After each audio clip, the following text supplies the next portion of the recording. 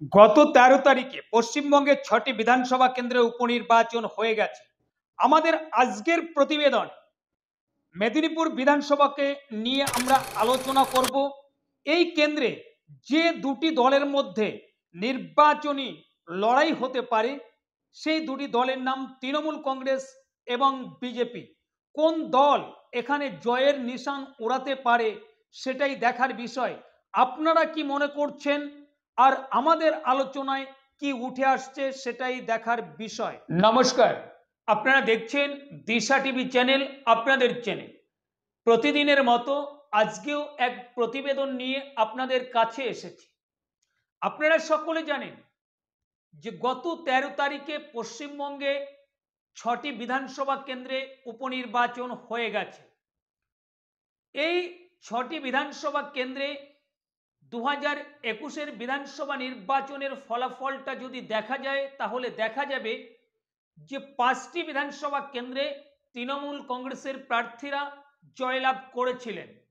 একটি মাত্র বিধানসভা কেন্দ্রে বিজেপির প্রার্থী জয়লাভ করেছিলেন।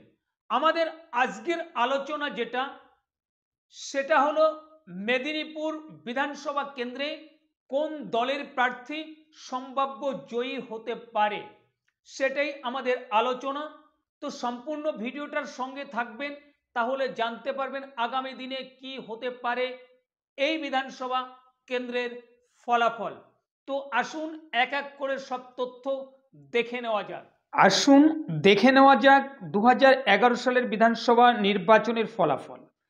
তৃণমূল কংগ্রেস প্রার্থী ভোট পেয়েছিলেন ৫০.৪৩%, আর সিপিআই প্রার্থী ভোট পেয়েছিলেন ৩৯.৫৩%, আর বিজেপির প্রার্থী এখানে ভোট পেয়েছিলেন ২.৫৮%। এবার আমরা দেখে নেব ১৬ সালের বিধানসভা নির্বাচনের ফলাফল।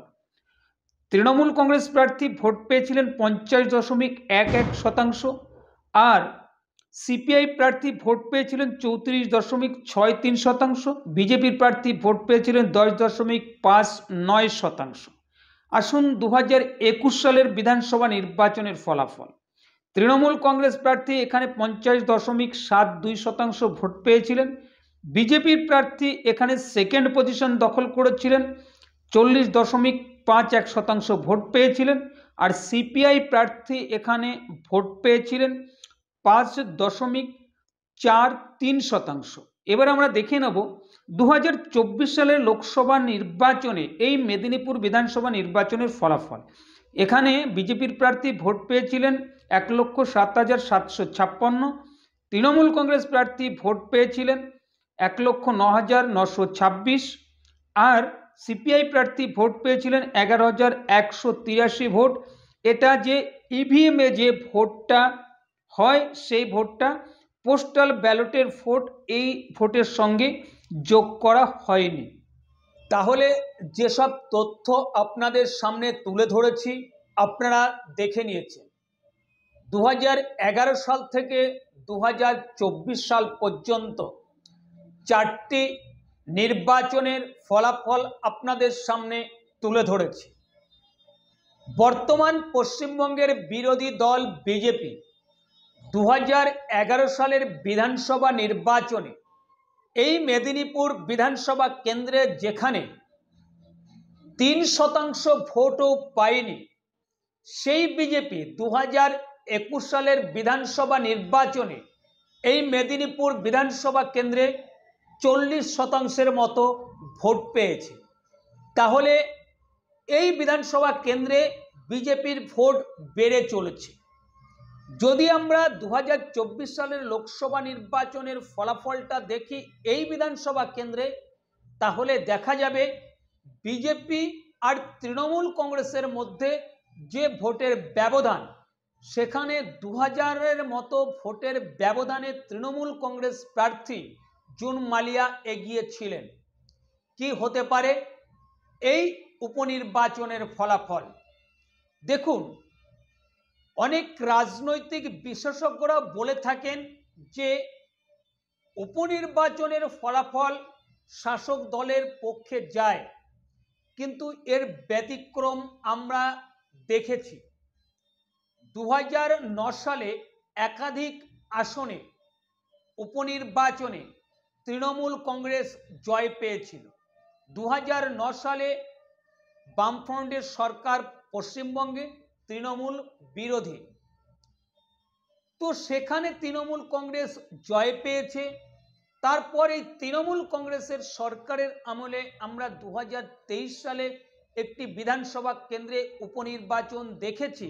সেখানে বাইরন বিশ্বাস সাগরদিঘিতে কংগ্রেসের প্রার্থী বামফ্রন্টের সমর্থনে তৃণমূল কংগ্রেসের প্রার্থীকে পরাজিত করে জয়লাভ করেছিলেন, যদিও কয়েকদিন পর তিনি তৃণমূল কংগ্রেসে যোগদান করেছিলেন।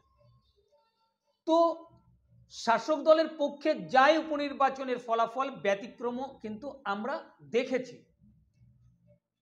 আর রাজনৈতিক বিশেষজ্ঞরা যেটা বলছে যে উপনির্বাচন বা নির্বাচনের আগে এই যে আরজিকর কাণ্ড নিয়ে যে আন্দোলন, যে প্রতিবাদ, যে রাত দখল, সারা পশ্চিমবঙ্গের মানুষ পথে নেমেছে। সারা পশ্চিমবঙ্গের মানুষ এই আন্দোলন দেখেছে, রাত দখল দেখেছে, প্রতিবাদ দেখেছে। এই প্রতিবাদ, এই রাত দখল, এই পথে নামা, এই আন্দোলনের প্রভাব যদি এই 6টি কেন্দ্রে উপনির্বাচন হয়ে গেছে সেই ভোট বাক্সে যদি পড়ে থাকে, তাহলে কিন্তু এই মেদিনীপুর বিধানসভা কেন্দ্রে তৃণমূল কংগ্রেসের জয় পাওয়া কষ্টকর হতে পারে।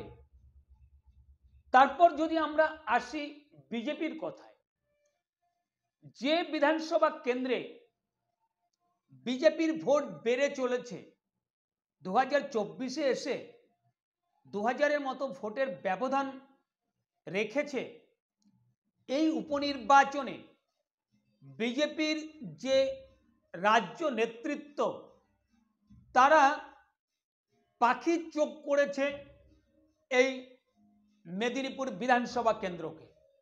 কেন?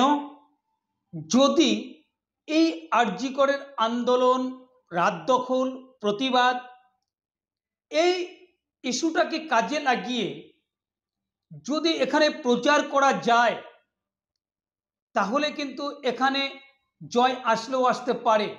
কেননা 2024-এর লোকসভা নির্বাচনে যে ব্যবধানটা ছিল সেই ব্যবধান 2000-এর সামান্য কিছু বেশি। যদি এখানে 5-7 হাজার ভোট বাড়িয়ে নেওয়া যায়, তাহলে কিন্তু এখানে জয় আসতে পারে। সেই জন্যে এখানে বঙ্গ বিজেপির যে রাজ্য নেতৃত্ব এখানে কিন্তু প্রচার করেছে জোর কদমে। এখানে তাদের প্রচারে কোনো খামতি রাখেনি। তাদের যে কার্যকর্তা তারাও কিন্তু ভোটের দিনে কাজ করেছে এবং মাঠে ময়দানে দেখা গেছে। কিন্তু এখানে বিজেপি যে পরাজিত হবে একথা যেমন জোর গলায় বলা যাবে না, এখানে তৃণমূল কংগ্রেস যে জয়ী হবে একথাও জোর গলায় বলা যাবে না। এখানে 50-50 অবস্থাতে থাকতে পারে। আপনাদের মূল্যবান মতামত আপনারা কমেন্টের মাধ্যমে জানাবেন। আর আমাদের ভিডিও ভালো লাগলে অবশ্যই একটি লাইক করবেন, শেয়ার করবেন এবং চ্যানেলকে সাবস্ক্রাইব করে আমাদের পাশে থাকবেন। ধন্যবাদ। দেখা হবে অন্য কোনো প্রতিবেদনে। ততক্ষণ আপনারা ভালো থাকবেন, সুস্থ থাকবেন।